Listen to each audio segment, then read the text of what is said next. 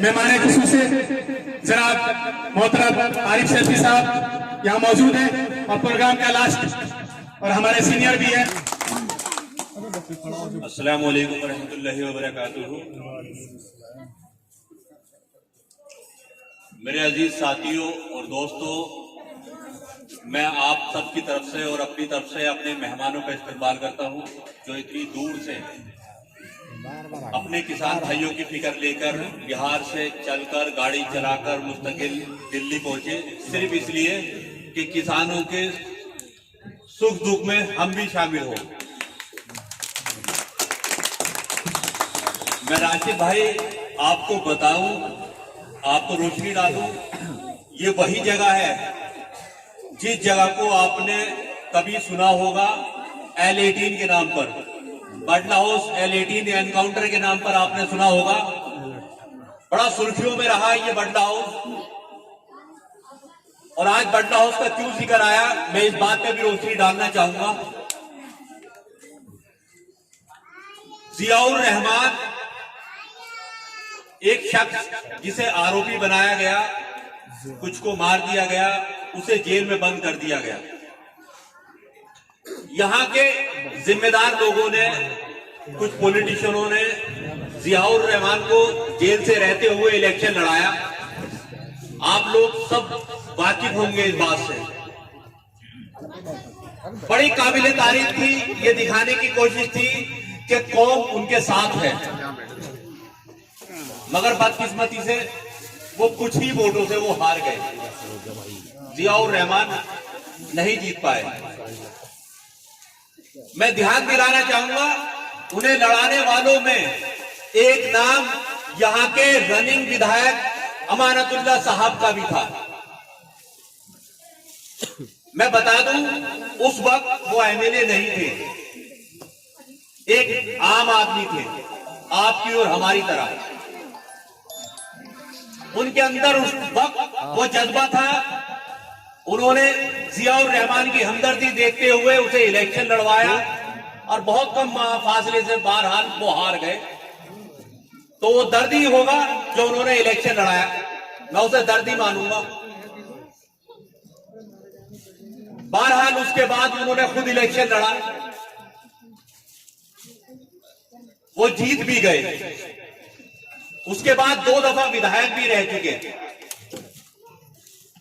मगर वो दर्द कहां गया, मैं पूछना चाहता हूं अपने MLA साहब से, वो दर्द कहां गया जो उस L18 के मामले में जियाउर रहमान को इलेक्शन लड़ा कर आपने दिखाया था।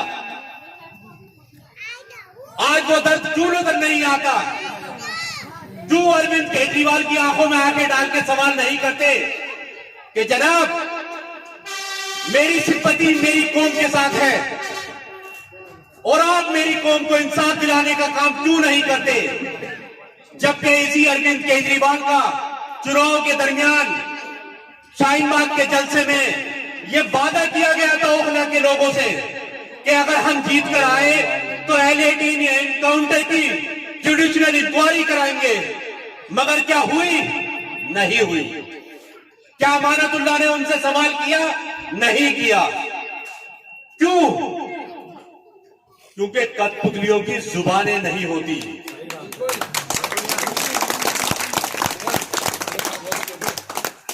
आपके विधायक होगा कोई भी जज्बा, मगर जब जुबान कौम के मामले में खामोश हो जाए तो मैं लानत भेजता हूं ऐसी जुबानों पर। एक दफा भी उन्होंने उसका नाम नहीं लिया। इसका मतलब जियाउर रहमान के साथ अपनी सियासी रोटी सेक रहे थे आप। और एक मंजर, दर्दनाक मंजर अभी कुछ दिन पहले गुजरा है, जो सीलमपुर में और मुस्तफाबाद में दंगे की शक्ल में गुजरा है। कहां गई ऐसी गैरत?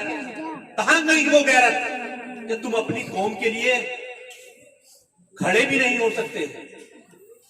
इतने दर्दनाक तरीके से लोगों को मारा गया, जलाया गया, काटा गया। आप गौर कीजिएगा इस बात पर, जो बात मैं कहने जा रहा हूं। आप सब जानते हैं अरविंद केजरीवाल कहीं ना कहीं उस दंगे में गुनहगार है या नहीं है? हाथ उठा के इस बात को बताइए। अगर आप सब जानते हैं तो जो आम आदमी पार्टी से जुड़े हुए लोग हैं, कार्यकर्ता है, बड़े नेता है, मैं मुसलमानों की बात कर रहा हूं, गैर मुस्लिमों की बात नहीं कर रहा, जो मुसलमान आम आदमी पार्टी से जुड़े हैं उनमें से आप लोगों को मालूम है कितने लोगों ने पार्टी छोड़ी है? किसी का नाम आप लोगों को याद नहीं होगा। क्यों? किसी ने पार्टी नहीं छोड़ी, क्योंकि उनके लिए कौम मायने नहीं रखती। उनके लिए जो दर्दनाक मंजर देखा वो मायने नहीं रखता। उनके लिए मायने रखता है अपनी सियासी रोटी सेकना। जो भी किसी सियासी पार्टी पे जुड़ा होता है उसके अपने कुछ ना कुछ जाती मफाद होते हैं। अगर नहीं होते तो वो ऑल इंडिया मजलिस इत्तेहादुल मुस्लिमीन में जुड़ने वाले लोगों के नहीं होते, क्योंकि उन्हें समझ में आ गया कि आज अगर वजूद बनेगा तो हमें हमारी लीडरशिप से बनेगा। क्योंकि इन 72 सालों में अगर हमें नुकसान हुआ है तो इन गैर लोगों को वोट डालकर हुआ है। अगर यही लीडरशिप असूद्दीन ओवैसी जैसी हमारे बीच में होती तो शायद आज हमें L18 पर भी इंसाफ मिलता, मुस्ताबाद पे भी इंसाफ मिलता, सीरमपुर पे भी इंसाफ मिलता, दादरी पे भी इंसाफ मिलता, पहलू खान के लिए भी इंसाफ मिलता, बाबरी के लिए भी इंसाफ मिलता, मगर नहीं मिला। क्यों? क्योंकि इन 72 सालों में हमने अपनी लीडरशिप को खड़ा करने में कभी गौर ही नहीं किया, कभी फिक्र ही लेके नहीं गए। बस क्या फिक्र लेके गए कि पॉलिटिकल पार्टी आएंगी हमारे बीच में, अब इनमें देखो कि माल कौन ज्यादा बांट रहा है, इनमें देखो बीजेपी को कौन हरा रहा है। हरा लिया, खूब हराया, हासिल क्या हुआ ये भी बता दो मेरे भाइयों। हुआ कुछ हासिल? आप बद से बदतर होते गए। आपने कोई बीजेपी के नुमाइंदों को नहीं जिताया यहां से, उसके बावजूद भी बद से बदतर होते गए। आज आपके इलाके के यह हालात हैं, किसी भी गली से गुजर जाओ कीचड़ का ढेर मिला है या कूड़े का ढेर है। क्या बीजेपी वालों ने आगे किया आपके ये हालात? ये आपने किए हैं। मैं उन नेताओं को भी नहीं मानता, क्योंकि आपने उन नेताओं को भी वोट नहीं दिया, आपने दिया उनकी पार्टी को वोट। और उन पार्टी के पास आपके लिए सिर्फ एक ही नारा है, एक ही मुद्दा है कि बीजेपी को हम हरा रहे हैं, इसलिए आप हमें वोट दो। कब तक मेरे भाइयों इस नारे को ढोते रहोगे? आज किसी को हराने के बारे में नहीं सोचना, हमें खुद को जिताने के बारे में सोचना है। जिस दिन आप अपने आप को जिताने के लिए सोचेंगे उस दिन मुद्दे की राजनीति होगी। उस दिन कोई अरविंद केजरीवाल आपसे ये नहीं कहेगा कि हम बीजेपी को हरा रहे हैं, हम उनसे कहेंगे कि जनाब आपकी इज्जत हम बचा रहे हैं। क्योंकि अगर मुसलमान वोट आपसे हट गया तो आपके अंदर जो पतलून खाकी है वो नजर आ जाएगी। बिल्कुल बिल्कुल बिल्कुल भाई, बिल्कुल। वो पतलून, वो इज्जत भी हमने ही ढकी हुई है आपकी। क्योंकि अगर नहीं ढकी होती तो राहुल गांधी को यूपी से छोड़कर केरला जाके इलेक्शन लड़ना ना होता। उसे मालूम था मैं हार रहा हूं वहां, इसलिए वो वायनाड गया। वायनाड में कौन है आप समझिए, टोटल मुस्लिम बहुल इलाका। क्यों अपने लोगों पे यकीन नहीं था? क्यों अपने गढ़ पे यकीन नहीं था? क्यों? क्योंकि फ्री का वोट बैंक एक ही है और वो है मुसलमान। और इस मुसलमान का वोट सबसे आसान था इन सेकुलर पार्टियों को लेना, और जो लेते आए हैं ये। मेरे भाइयों, आप लोग इन बातों को जितना जल्दी समझ लें उतना कम नुकसान में अपनी जान बचा लेंगे, और जितना लेट करेंगे उतना बड़ा नुकसान आप पाएंगे। इन 72 सालों से सिवाय नुकसान के कुछ नहीं मिला। और अगर आप एक मुहिम चला के देखें जैसे मेरे बिहार के लोगों ने चलाई है, कुर्बान जाऊं मैं उन लोगों पर जिन लोगों ने 5 विधायक जिता कर भेजे हैं। आज हिंदुस्तान में उन 5 विधायकों की जो चर्चा है उतनी चर्चा तो प्रधानमंत्री की भी नहीं है। तो इसके बताइए कि हकदार कौन है? वो बिहार के लोग, वो सीमांचल के लोग, जिन लोगों ने उन 5 विधायकों को जिताने का काम किया। क्या आप लोग नहीं चाहते कि वो इज्जत अफजाई जो आज बिहार के लोगों को, किशनगंज के लोगों को, सीमांचल के लोगों को मिल रही है, वो आपको भी मिले? आपका भी उसी लिस्ट में नाम हो कि हक का वोट देने वालों में आपका नाम हो, कैसे उन लोगों का नाम दिया जा रहा है?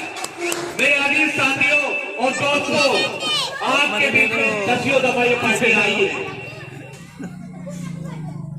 एक बार इत्तेहादुल मुस्लिमीन के नुमाइंदों को कामयाब करा के देख लो, इंशाअल्लाह तो आप लोगों को मायूसी नहीं मिलेगी और ना ही कोई एंटी एनकाउंटर आपके बीच में होगा, क्योंकि उन पे गोली चलाने से पहले हम अपना सीना आगे कर देंगे। जिंदाबाद। अब इसकी गहराई थोड़ी समझ लीजिए, वक्त ज्यादा हो गया, हम क्यों आगे करेंगे औरों में और हम में फर्क क्या है? मैं मुख्तसर में अपनी बात खत्म करूंगा। फर्क ये है कि आपके सामने हम आ रहे हैं अपने लोगों की सियासत करने, अपने लोगों का वोट मांगने हैं। हम 100 सेकंड बनने का डोम नहीं कर रहे हैं। अगर हमें दोबारा भी इलेक्शन करना है, दोबारा भी जीतना है, तो अपने लोगों का काम तो हमें करना पड़ेगा। अगर मैं ना भी करना चाहूंगा तब भी मुझे करना पड़ेगा, क्योंकि दोबारा भी इलेक्शन लड़ना होगा। आरिफ भाई जिंदाबाद, आरिफ भाई जिंदाबाद, भूरे भाई जिंदाबाद, भूरे भाई जिंदाबाद। भूरे भाई ओवैसी साहब के भी लगा दे करो। लोगों के पास क्या है वो आपके पास तो यही वोट में बांटना, वोट बांट दिया तो बीजेपी आ जाएगी, बीजेपी आ जाएगी, भाई आ जाएगी। लगाओ ना, मैं पीछे से बोलूंगा। अरे कोई नहीं, तेज तो मैं कर दूंगा ना हमारे में। क्या करेगी? तुम बोलो खाली, इज्जत देंगे बोलो, बीजेपी नहीं है। चलो आरिफ भाई बोलो बोलो।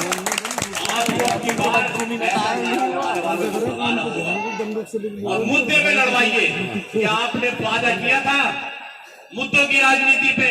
हमें ये लगा था अरविंद केजरीवाल मुद्दों की राजनीति करेगा। कहां गए वो मुद्दे? क्या साफ सफाई हो पाई? क्या डेवलपमेंट हो पाया? क्या पानी आ पाए? क्या रोड बन पाए? नहीं बन पाए। अगर ये मुद्दे भी इनके की बात नहीं करते तो उसको उसकी औकात दिखा दो कि तेरी औकात। पिछली बार 28 सीटें आई थी ना, उसमें भी 20-30% वोट हमारा था। और तेरी औकात डरते देखिए पता चल जाएगा। अगर 10 से 12 सीटों में बैठ जाए बिना मुसलमान वोटों के तो हमने जानी। मेरे अजीज साथियों, इंशाअल्लाह आपने 10 दफा उन लोगों को आजमाया है, सिर्फ एक दफा आजमा के देखो, यहाँ कौम का ही भला होगा और आपके मुस्तकबिल के लिए भी बेहतर काम होगा, आपके इलाके के लिए भी बेहतर काम होगा।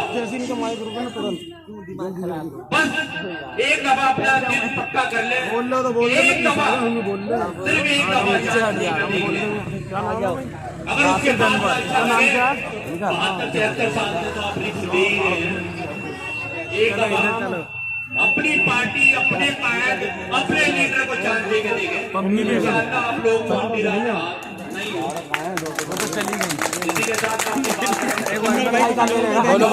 बोलो बोलो बोलो बोलो बोलो।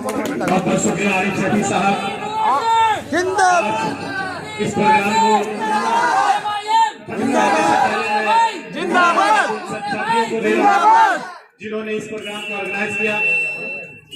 गुलजार साहब, साजिद कमर साहब, साजू साहब, सारी हमारे पास आमिर साहब, आवाज में साहब, अनवर भाई, जमील भाई, बसर साहब और दीगर बहुत सारी साथी हैं, तो मैं नाम अगर भूल रहा हूँ माफी के साथ। जो नाम देना चाहता हूँ मोहम्मद अरशद साहब, मोहम्मद अरशद साहब आए,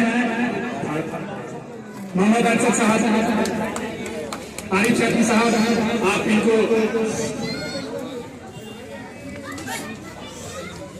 मेंबरशिप, राशिद भाई,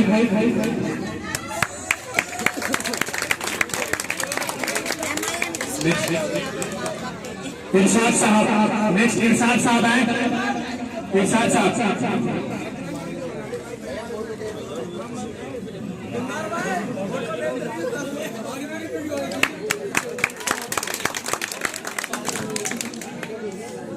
शाहिद राजा साहब, शाहिद राजा साहब आए और मेंबरशिप लें।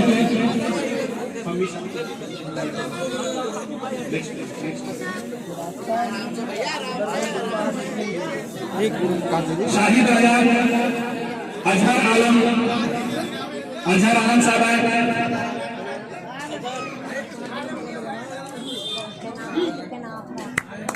अजहर आलम। ताली पता कैसे मारते हैं? हमारे सदर साहब कहते हैं कि ताली ऐसी मारो मुंह पे तमाचा पड़ जाए कि अब देखिए MIM की जमात बढ़ती जा रही है। ताली ऐसे मोहम्मद मसूद साहब, मोहम्मद मसूद, तौसीफ राजा, सरफराज मसूद,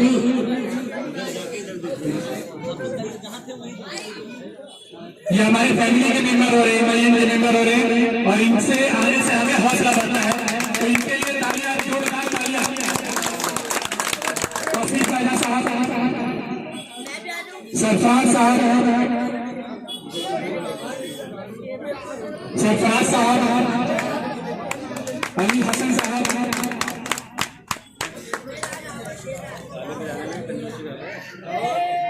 इमाम साहब,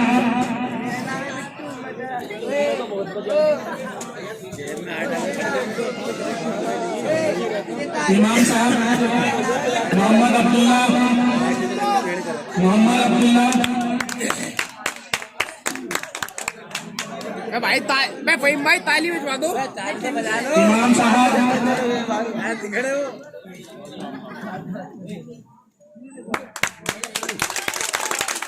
मोहम्मद अब्दुल्ला, अजहर साहब,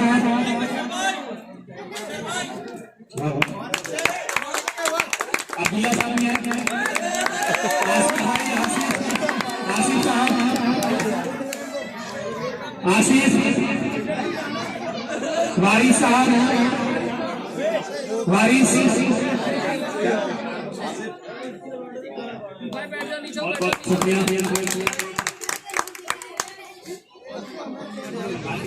वारिस, जमशेद साहब, जमशेद, ये हमारे नए मेंबर हैं, हौसला बढ़ा रहे हैं हमारी पार्टी को, हमें हौसला बढ़ा रहे हैं, पुराने का हौसला बढ़ा रहे हैं, इनके लिए खूब तालियां बजाइए।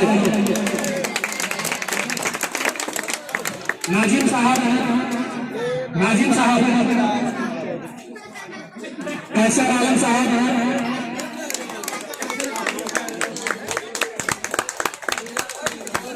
कैसर आलम, मोहम्मद नसीम साहब, मोहम्मद नसीम साहब, मोहम्मद रजा, मोहम्मद रजा, काफी भीड़ हो चुकी है इसलिए कुछ लोग पीछे भी रह चुके हैं, तो उनको बाद में भी कर देंगे। मोहम्मद शहनवाज, मोहम्मद शहनवाज,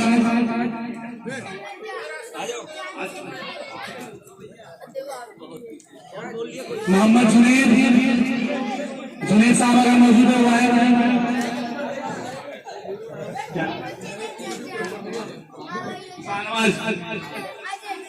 आमिर भाई, जुनैद,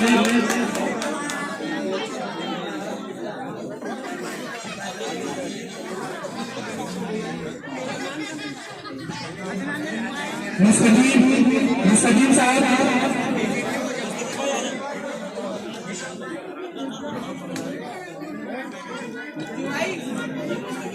मुस्तकीम साहब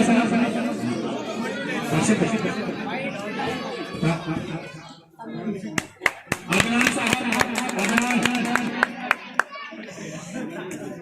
अदनान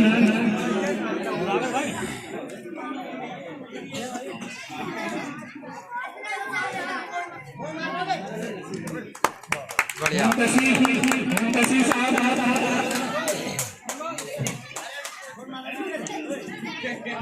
ये हमारे नए मेंबर मैं साथ साथ शाकिब साहब से गुजारिश करूंगा कि वो जनाब राशिद अनवर साहब का शाकिब कमर साहब से गुजारिश करूंगा कि राशिद अनवर साहब का अपनी कोशिश का इस्तेमाल करें चलो क्योंकि उनके दिए के हाँ। और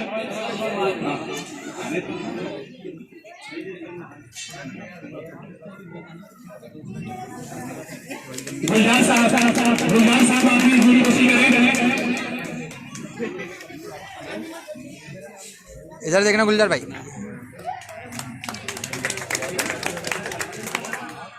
अनवर साहब से गुजारिश करना कि वो भी आया और कोशिश करें। बहुत हमारे खास समय दिया है आलम भाई